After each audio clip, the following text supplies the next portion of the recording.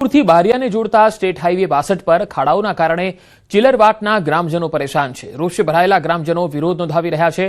ગ્રામજનો ચિલરવાટ ગામે રસ્તા પર ઝાડ નાખીને વિરોધ કરી રહ્યા છે। આ વિરોધની વચ્ચે ગ્રામજનોએ 108 ને રસ્તો કરી આપી અને માનવતા પણ મહેકાવી। જે બાદ છોટાઉદેપુરની સ્થાનિક પોલીસ દ્વારા ગ્રામજનોને સમજાવી રસ્તો ખુલ્લો કરાવવામાં આવ્યો। જો કે ગ્રામજનો વહેલી તકે ખાડાઓ પૂરવા કે નવો રસ્તો બનાવવા માંગ કરી રહ્યા છે, કારણ કે દરરોજ અહીં ખાડાના કારણે અકસ્માત થઈ રહ્યા છે। આ ખાડા પડ્યા છે એ બુરવાના છે, પછી આ 3-4 જણા મરી ગયા છે। એનું આહેલું તમે દેખ્યું જ છે અહીંયા, કેમ કે આ બધું કરી ગયા છે। 2 જણ મરી ગયા છે અહીંયા અને બીજા બાકીના એમને લઈ ગયા છે દવાખાને। હવે તો રાતે પેલી ગાડીની પલટી ખાધી, આખી 200-500 થેલીની ભરેલી ગાડી પલટી ખાધી, તારે રપડ્યા અમે પછી અહીંયા। એ પછી પડી એ ખાડામાંથી ડિલિવરી વાળી બૈરી પડી હતી, તે બૈરું છોકરું બહાર નીકળ્યું છે અને બૈરી બચી કે હા વડોદરા લઈ ગયા છે એને। છોટાઉદેપુરથી બારિયા તરફનો રસ્તો છે અને આ રસ્તા પર ખાડા પડ્યા છે, તેથી અમે માંગ કરીએ છીએ કે આ રસ્તાના ખાડા પૂરે કાં તો નવો રસ્તો બનાવે, એ અમારી વિનંતી છે। એ લગભગ મહિના પ્રેગ્નન્ટ હતા, 8 મહિના જેવા બેના હતા અને એ બેના અહીં પડ્યા છે। અમે જાતે એમને ભરતી કરાવી છે 108માં। અમારી માંગ એ છે કે આ રસ્તો જેથી કરીને નવો બનાવે કાં તો ખાડા પૂરે। એ અમારે પૂરી આલવાની અમારી માંગ છે અને મને ફેંકી દીધેલો।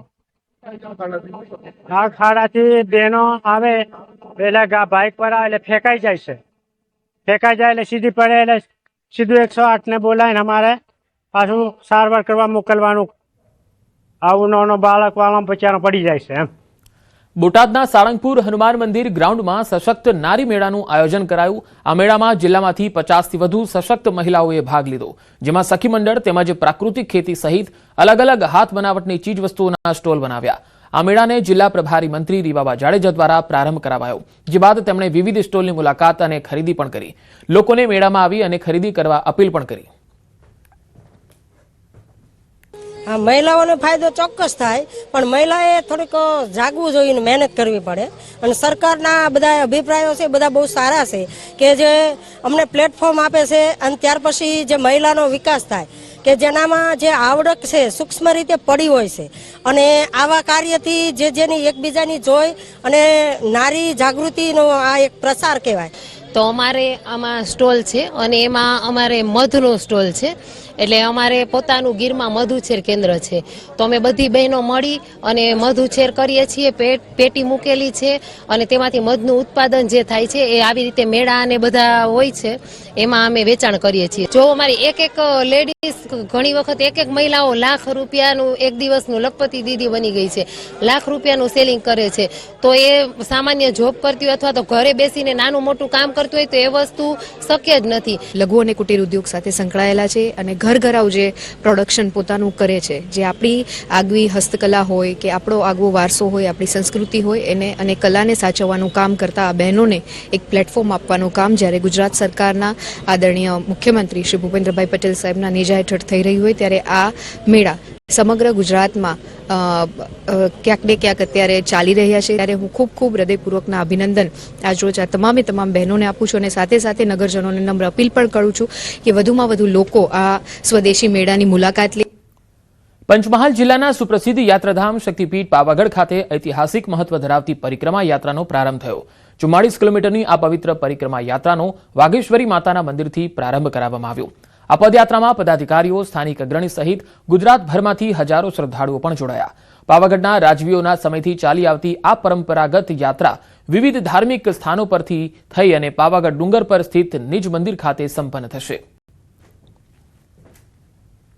આ વખતે પણ આ સતત 10મી પાવાગઢ પરિક્રમા યાત્રાનું આયોજન જે કર્યું છે એમાં ખૂબ મોટી સંખ્યામાં સૌ યાત્રાળુઓએ લાભ લીધો છે।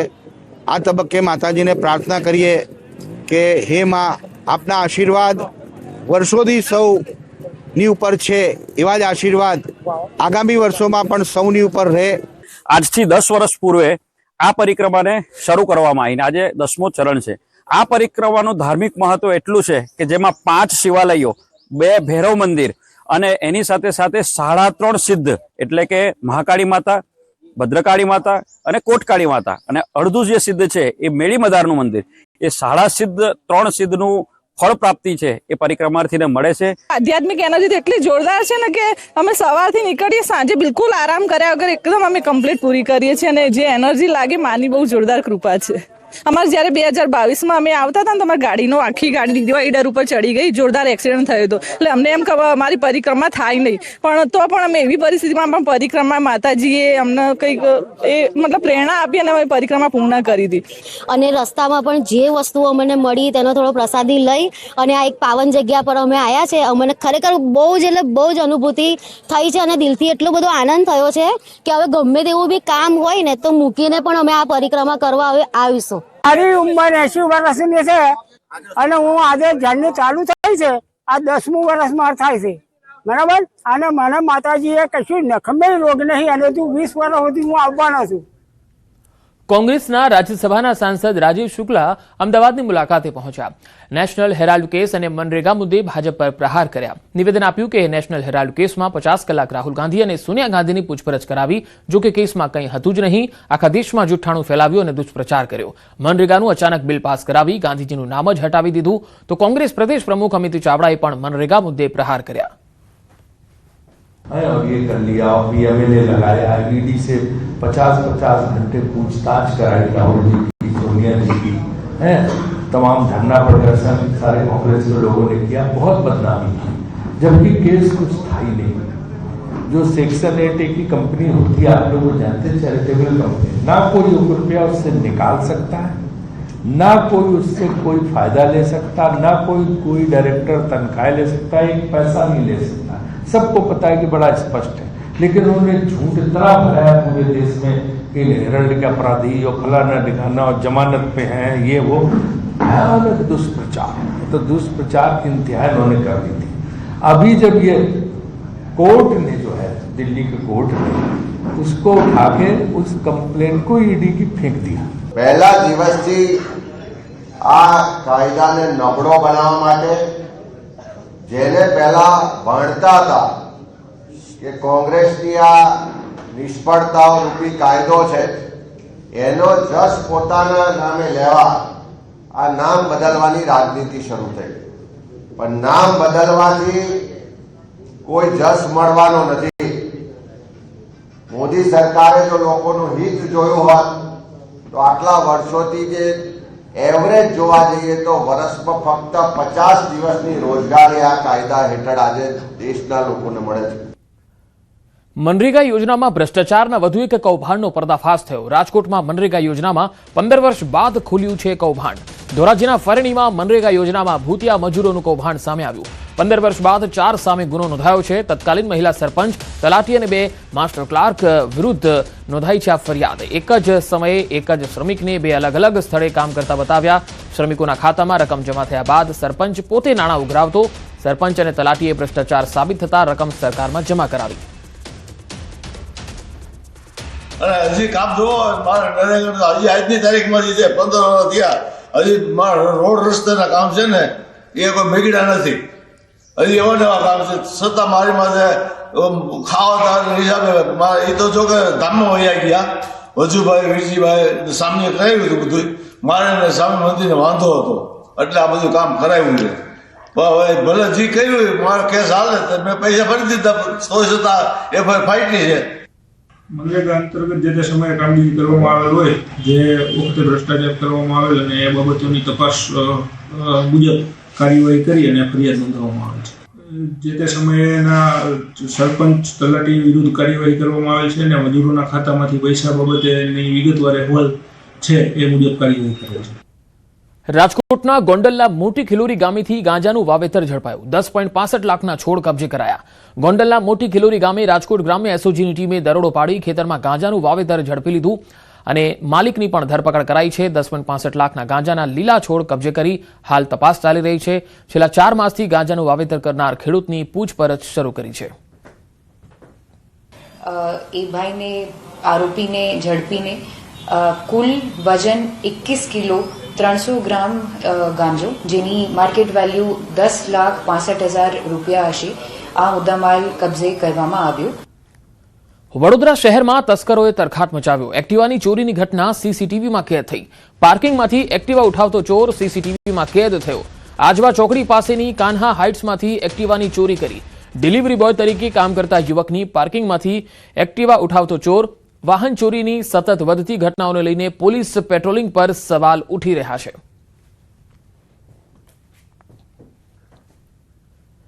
રાજકોટમાં સમરસ બોયઝ હોસ્ટેલ ફરીથી વિવાદમાં આવી. હલકી ગુણવત્તાના ભોજનનો આરોપ લાગ્યો છે.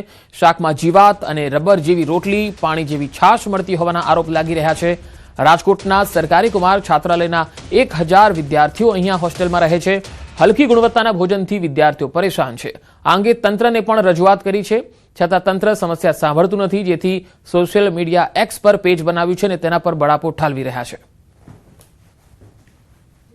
સાવ સ્વાદહીન હોય છે અને મોટા ભાગે છે એ કંઈક ને કંઈક એમાંથી નીકળતું હોય છે, જેમાં કીડા મકોડા હોય છે, ઈયળો છે, એવું વારંવાર આવો બનાવો બને છે. અને ભોજન છે સાવ સ્વાદહીન. રોટલી હોય છે તો રોટલીને આપણે તાણીએ તો એ રબર જેવી હોય છે, તણાય છે, તૂટવાની જગ્યાએ તણાય છે. રોટલી તૂટતી નથી આપણે તોડવા જઈએ તો એવી હલકી કક્ષાની રોટલી જોવા મળે છે. વિદ્યાર્થીઓ દ્વારા અહીંના સમાજ કલ્યાણ અધિકારીથી લઈ આ જિલ્લાના નાયબ નિયામક અને મુખ્ય કારોબારી અધિકારી જે સમરસ સોસાયટીના છે ત્યાંથી લઈને મુખ્યમંત્રી કાર્યાલય સુધીની રજૂઆતો કરેલી છે, પણ અમારા જે સમસ્યાઓ છે એનું નિવારણ કાયમી ધોરણે અત્યાર સુધી આવ્યું નથી. અને સમસ્યાઓ જે છે એ એટલા ધોરણે સાંભળવામાં આવતા નથી અને એનું સોલ્યુશન કરવા માટે કોઈ હાર્ડ એક્શન લેવામાં આવતા નથી. પોરબંદરમાં ટ્રાફિકને અડચણરૂપ રેકડી કેબિનો હટાવો અભિયાનનો આજે ત્રીજો દિવસ. શહેરના નગીના મસ્જિદ નજીક પીઆઈ ચૌધરી અને ધંધારથી આમને સામને. મુખ્ય બજારમાં દુકાનો નજીક ફૂટપાથ પર પડેલો સામાન પણ જપ્ત કરાયો. 3 દિવસમાં 35 જેટલી રેકડી કેબિન સહિતનો સામાન જપ્ત કરાયો. શહેરમાં ટ્રાફિકને અડચણરૂપ લારી ધારકો અને ધંધાર્થીઓ વિરુદ્ધ પોરબંદર મનપા અને પોલીસની આક્રમક કામગીરી જોવા મળી. કે મારો માલ અહીંથી ઉપાડવામાં આવ્યો ને અમે બેને ઉપાડવા ગયા તો અમને ઉપાડવા ના દીધું ને બાજુવાળાને ઉપાડવા દીધું. આ નગરપાલિકા ઉપાડવા માંડ્યા, અમે પૂગી ગયા 2 જણા ઉપાડવા ગયા તો એવું જ થયું ને સાહેબ. ભેદભાવ જ કહેવાય ને જાતનું. મારી ગણતરી અમારો માલ છે મૂંગા ભાવનો લીધેલો. છેલ્લા 2 દિવસથી ત્યાં લારી ગલ્લા રેકડીઓ હટાવવાની કામગીરી શરૂ થઈ છે. SVP road, MG road, Sudama Mandir, Bangdi બજાર, ત્યાંથી જે નડતરરૂપ હતી જાહેર રસ્તા ઉપર અને અવર જવરમાં એમની રેકડીઓ હટાવી દીધી છે. નિયત જગ્યાઓ ફાળવેલી હોય તે જગ્યાએ એમને ત્યાં ધંધો કરવાનો રહેતો હોય છે અને જો ત્યાં જગ્યા ઉપર ના ઊભા રહે તો કાયદેસરની નિયમો મુજબની કાર્યવાહી કરવાની થાય છે. રાજ્યમાં દબાણ હટાવો ઝુંબેશ ચાલી રહી છે, જે અંતર્ગત ઘણા શહેરોમાં સરકારી જમીન પરથી દબાણ હટાવવાની કામગીરી કરવામાં આવી રહી છે. ત્યારે રાજકોટમાં દબાણ હટાવો ઝુંબેશ હેઠળ કાર્યવાહી શરૂ થઈ છે. જંગલેશ્વર વિસ્તારમાં સતત 2 દિવસથી તંત્ર દ્વારા મકાન ધારકોને નોટિસ આપવામાં આવી રહી છે. અંદાજે કુલ 900 મકાન ધારકોને નોટિસ ફટકારવામાં આવી છે. જો મકાન માલિકી અંગેના પુરાવા રજૂ નહીં કરી શકે તો આગામી દિવસોમાં કાયદાકીય કાર્યવાહી થઈ શકે છે. બીજી તરફ સ્થાનિકો વૈકલ્પિક વ્યવસ્થા કરી આપવામાં આવે તો મકાન ખાલી કરવાની વાત કરી રહ્યા છે. અહીંયા રહી છે મેં 30-40 વર્ષથી. અત્યારે નોટિસ આપવામાં આવ્યા છે. લોકો શું કરવાનું છે એ હવે જાણે આગળ વિચાર કરશે. લોકો કેદી મુદત આપે, શું છે શું નહીં અને કઈ બાબતનું છે, કોટા બોટા આ લોકો દેવાના છે કે નથી દેવાના, આ લોકો નિર્ણય. નહીં, હું ભાડે લઉં છું.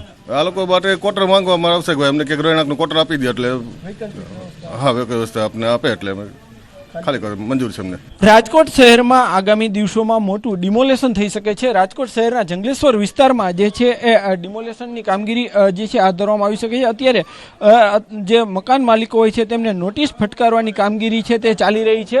રાજકોટ શહેરમાં ગઈકાલે પણ 500 જેટલા મકાનો છે તેમને નોટિસ આપવામાં આવી હતી. આજે પણ 400 જેટલા મકાનોને જે છે આવતા દિવસોમાં નોટિસ આપવામાં આવી શકે છે.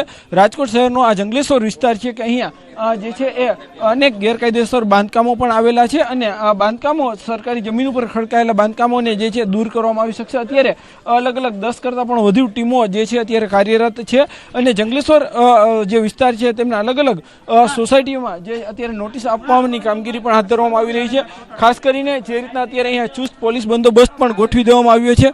પોલીસ બંદોબસ્ત સાથે જે છે સમગ્ર જે નોટિસ આપવાની કામગીરી હાથ ધરવામાં આવી રહી છે. નોટિસમાં પણ સ્પષ્ટ રીતે લખ્યું છે કે જે કોઈ મકાન હોય તેમને જે છે એ મકાન માલિકોએ યોગ્ય આધાર પુરાવા રજૂ કરવાના રહેશે અને જે નહીં કરી શકે, જે પણ ગેરકાયદેસર બાંધકામ હશે તેમને દૂર કરવામાં આવશે. કહી શકાય કે જે છે છેલ્લા 2 દિવસમાં જે 1000 જેટલા મકાનોને જે નોટિસ આપવામાં આવી રહી છે, આવતા દિવસોમાં પણ જે છે આ કામગીરી હાથ ધરવામાં આવી રહી છે. અત્યારે પોલીસના ચુસ્ત બંદોબસ્ત વચ્ચે આ સમગ્ર કામગીરી છે તે રાજકોટ શહેરના જંગલેશ્વર વિસ્તારમાં જે હાથ ધરવામાં આવી રહી છે. ખાસ કરીને રાજકોટના જંગલેશ્વર વિસ્તારમાં અગાઉ અનેક ગુનાખોરી પ્રવૃત્તિઓ પણ સામે આવી ચૂકી છે. અત્યારે હવે જે છે એ જે તંત્ર પણ જે એલર્ટ થયું છે અને આવા જે મકાન માલિકો હોય અથવા તો જેમને ગેરકાયદેસર મકાનો જે હોય, સરકારી જમીનો પર જે પણ દબાણ હોય, ત્યાં આગામી દિવસોમાં જે મેગા ડિમોલેશન પણ થઈ શકે છે. હાર્દિક જોશી, ન્યૂઝ 18 ગુજરાતી, રાજકોટ. ગઈકાલે 500 જેટલા મકાનોને નોટિસ આપવામાં આવી. આજે લગભગ 400 જેટલા બાકી છે, તેઓને નોટિસ આપવામાં આવશે. ટીપી સ્કીમ નંબર 6 એના ફાઇનલ પ્લોટ નંબર 133, 136, 137 અને 159 જે સરકાર હસ્તક ફાળવેલા છે તેમાં કલમ 61 નીચે નોટિસ આપવાની કામગીરી ચાલુ છે. 10 ટીમ દ્વારા કામગીરી હાથ ધરવામાં આવેલ છે. વડોદરા શહેરના સમા વિસ્તારમાં આવેલ ગાર્ડનને લોકો ગુમનામ કહી સંબોધે છે. તેની પાછળનું કારણ છે કે આ ગાર્ડનને બન્યાને 1 વર્ષ જેટલો સમય વીતવા છતાં તેનું નામકરણ કરાયું નથી. વડોદરા કોર્પોરેશનના શાસકો વચ્ચે આંતરિક જૂથવાદ અને વિખવાદ ચરમસીમાએ છે એવું લાગે. આ ગાર્ડનને લઈને સવાલ કરાતા સત્તાધીશો કોઈપણ પ્રકારનો જવાબ આપતા નથી. સત્તાધીશો ગાર્ડનનું નામ પણ આપી નહીં શકતા. તે શહેરનો વિકાસ કેવી રીતે કરશે એ પણ સવાલ છે. આ લોકો કહી રહ્યા છે કે આ ગુમનામ ગાર્ડનને કોઈ નામ આપો તો સારું. જાહેર કરે કે ભાઈ આનું નામ છે આ બગીચાનું, જેમ કે કમાટી બાગ છે તો એનું નામ છે સયાજીરાવ બાગ, તો એનું નામ બી કંઈક રાખવું જોઈએ. કોઈ નેતા હોય કે કોઈ પૂરા એ હોય જેના બી નામે, પણ એક નામ આને હોવું જોઈએ. અને નામ વગર અત્યારે બધું નકામું છે. નામ તો કોઈ પણ હોવું જોઈએ ને. નામ વગર તો કેમ આપણે આપવા? અને કોઈ આપણને પૂછે તો કઈ સમગામનું ગાર્ડન છે કે તળાવનું છે. આ બગીચો પહેલેથી જ વિવાદાસ્પદ છે અને હાલમાં 1-1.5 વર્ષથી આ બગીચામાં સારી વ્યવસ્થાઓ કરવામાં આવી છે, લોકો આવી રહ્યા છે, પરંતુ આ બગીચાને કોઈ નામકરણ કરવામાં નથી આવ્યું. એટલે નામ ના હોય તો ગુમનામ બગીચો આપણે કહી શકીએ. ગાર્ડન બની ગયું, अब નામની હુસાતુસી છે. ઓપનિંગ થઈ ગયું હોય તો નામકરણ કરવામાં કેટલી વાર લાગે છે, પણ સવાલ વડોદરા શહેરના નગરજનોને હિતમાં કામ કરવાનું હોય, નગરજનોના હિતમાં નામ મૂકવાનું હોય. કંઈ તમારા ઘરથી તો લાયા નથી કોઈ વસ્તુ.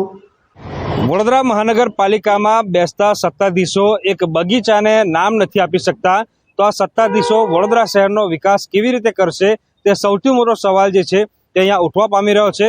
અત્યારે ન્યૂઝ 18 ટીમ સમા વિસ્તારમાં આવી છે અને સમા વિસ્તારમાં અમે એવા એક બગીચા પાસે છે કે બગીચાનું નામ જે છે તે ગુમનામ ગાર્ડન તરીકે પ્રચલિત થઈ ગયું છે.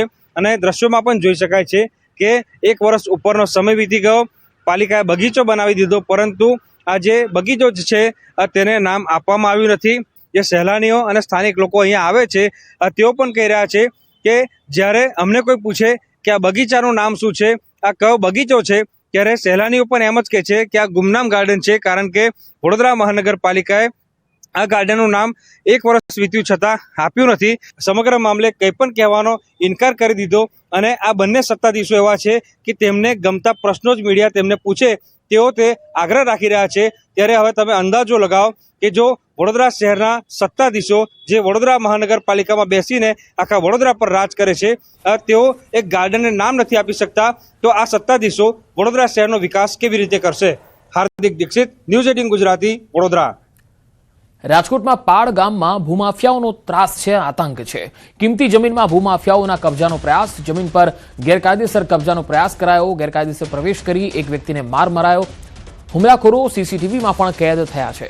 આ હુમલાખોરોએ સીસીટીવી તોડી નાખવાનો પ્રયાસ કર્યો.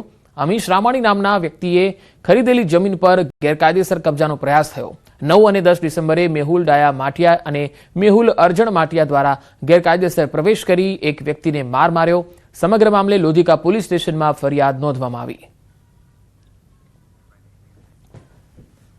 બનાસકાંઠામાં ખનીજ માફિયા બેફામ છે. દાંતીવાડાના સીપુ નદીમાંથી ખનીજ ચોરી પકડાઈ છે. આ ખનીજ ચોરી કરતા ડમ્પરો ઝડપી પાડવામાં આવ્યા. ડમ્પરો સહિત અંદાજિત કરોડોનો મુદ્દામાલ જપ્ત થયો છે. દાંતીવાડા મામલતદાર, પ્રાંત અધિકારી અને ખાણ ખનીજ વિભાગ અહીંયા પહોંચ્યું છે. રેતી ખનનને લઈને સ્થાનિક લોકોએ જાણ કરી હતી. પ્રાંત અધિકારીની કાર્યવાહીથી ખનીજ માફિયાઓમાં ફફડાટ વ્યાપ્યો છે. વઢવાણમાં 80 ફૂટ રોડ સ્થિત પંડિત દીનદયાળ ઉપાધ્યાય ટાઉન હોલ ખાતે રાજ્ય સરકારની વાઇબ્રન્ટ ગુજરાત ગ્લોબલ સમિટના ભાગરૂપે જિલ્લા કક્ષાની વાઇબ્રન્ટ સમિટનું આયોજન થયું. આ સમિટનું ઉદ્ઘાટન જિલ્લાના પ્રભારી મંત્રી દર્શનાબેન વાઘેલા અને નાયબ મુખ્ય દંડક જગદીશભાઈ મકવાણાએ કર્યું. સમિટમાં સ્થાનિક ઉદ્યોગકારોના વિવિધ સ્ટોલની મુલાકાત લેવામાં આવી, જેમાં હસ્તકલા, પટોળા, વીજ ઉપકરણો, પ્રાકૃતિક ઉત્પાદનો સહિતની ચીજવસ્તુઓનું પ્રદર્શિત થયું. 40થી પણ વધુ ઉદ્યોગકારો સાથે ઉદ્યોગ વિકાસ અને સ્વરોજગારીની નવી તકો અંગે પણ ચર્ચા કરવામાં આવી. અને આજે સુરેન્દ્રનગરમાં યોજાયેલો આ વાઇબ્રેટનો જે કાર્યક્રમ છે ખૂબ જ મોટો, એમાં મને એક સ્ટોલનો લાભ મળ્યો છે. તો હું આ સ્ટોલ અને આ કાર્યક્રમ થકી હું એવું કહેવા માંગુ છું કે અમે ઘણા વર્ષોથી મહેનત કરીએ છીએ અને મહેનત કરતા કરતા અહીંયા પહોંચ્યા છીએ. તો માત્ર પાટણ પટોળા જ કેમ, આજે અમારા પટોળાનો પણ વેગ આપ્યો છે અને અમારા પટોળાને પણ નામ મળ્યું છે કે રાજકોટી પટોળું આર્ટ. ગુજરાત વાઇબ્રન્ટને અમને જે સપોર્ટ કરેલો છે કે નાના નાના ઉદ્યોગ હોય બી કોઈ બી છે, એમાં ડીએસસી માંથી બી સપોર્ટ આવેલો છે ને અહીં 30 થી વધારે સ્ટોલ છે જે અહીંયા બધાએ વિઝિટ કરવા માટે આવે, એમને સારી વસ્તુ જોવા મળી રહે. એક જ લોકેશન ઉપર જે મેન્યુફેક્ચરિંગ યુનિટ વાળા છે, જે નાના મોટા ઉદ્યોગ કરવાવાળા છે, એને સારો એવો સપોર્ટ મળે છે. આ જે વાઇબ્રન્ટ સમિટની શરૂઆત 2003માં એ વખતના મુખ્યમંત્રી અને આજના વડાપ્રધાન નરેન્દ્રભાઈ મોદી સાહેબે કરી હતી. ત્યારબાદ એ દર વર્ષે એ સિસ્ટમથી થવા લાગી. પરંતુ હું આ તબક્કે જરૂર કહીશ કે અમારા મુખ્યમંત્રી ભૂપેન્દ્રભાઈ પટેલે કે પહેલે જિલ્લા કક્ષાએ આ વાઇબ્રન્ટ સમિટ થાય એનો વિચાર અમારા મુખ્યમંત્રી ભૂપેન્દ્રભાઈ પટેલે કર્યો ને એના જ ભાગરૂપે આજે સુરેન્દ્રનગર જિલ્લામાં વાઇબ્રન્ટ સમિટ થઈ છે. સુરતમાં ભાજપ કાર્યાલયની બહાર કોંગ્રેસે પ્રદર્શન કર્યું. રાહુલ ગાંધી અને સોનિયા ગાંધીના પોસ્ટરો સાથે પ્રદર્શન થયું. કોંગ્રેસી નેતાઓએ સૂત્રોચ્ચાર કરી પ્રદર્શન કર્યું. હેરાલ્ડ કેસમાં કોર્ટે ચાર્જશીટ રદ કરતા કોંગ્રેસમાં ઉત્સાહ જોવા મળ્યો છે, ત્યારે ભાજપ કાર્યાલય સામે બેસીને પ્રદર્શન કરવામાં આવ્યું. અમરેલીના રાજુલા જાફરાબાદ પંથકમાં સાવજોના આટાફેરા જોવા મળ્યા. મોટી આગરિયા ગામની ગલીઓમાં સિંહ જોવા મળ્યો. શેરીઓમાં સિંહો અને પશુઓ વચ્ચે ફિલ્મી દ્રશ્યો પણ જોવા મળ્યા. આ તસવીરો જુઓ. સાવજો શિકારની શોધમાં મોટા આગરિયા ગામની શેરીઓમાં પ્રવેશી ગયા અને અફરાતફરી મચી ગઈ. પશુઓ જીવ બચાવવા રીતસરના દોડધામ કરતા લાઈવ સીસીટીવીમાં જોવા મળ્યા. સિંહ શિકાર કરવા દોડતા પશુઓ છેલ્લે શેરીમાંથી રાજુલા સાવરકુંડલા હાઈવે ઉપર ભાગ્યા. રાજુલા પંથકમાં સિંહોના અલગ અલગ વિડીયો પણ સામે આવી રહ્યા છે.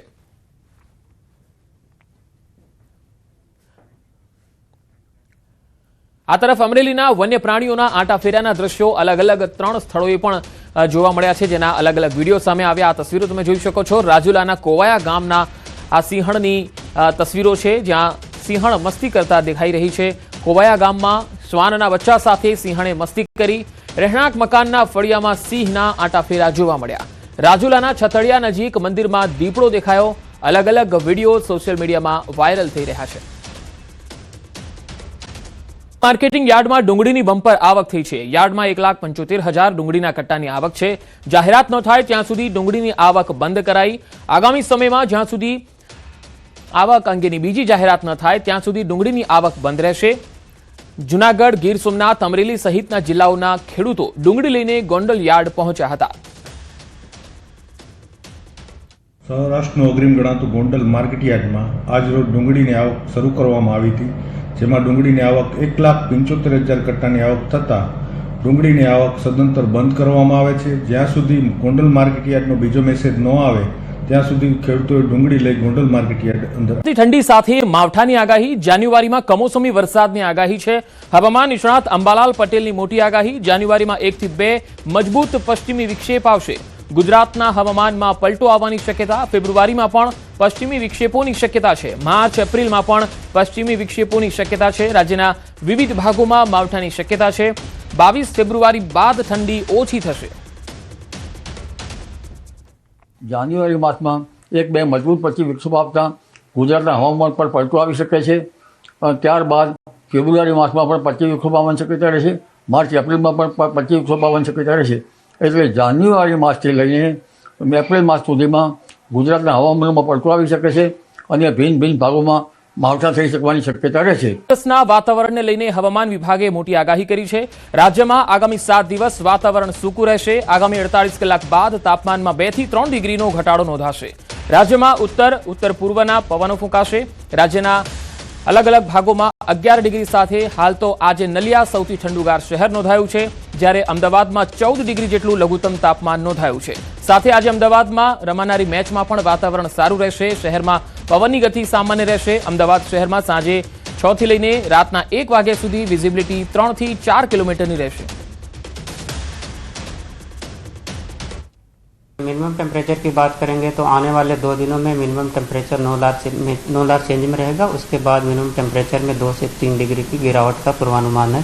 विंड की बात करेंगे तो पूरे गुजरात स्टेट में लैंड रीजन पे जो विंड की डायरेक्शन होगी वो north easterly to easterly wind prevail करेगी।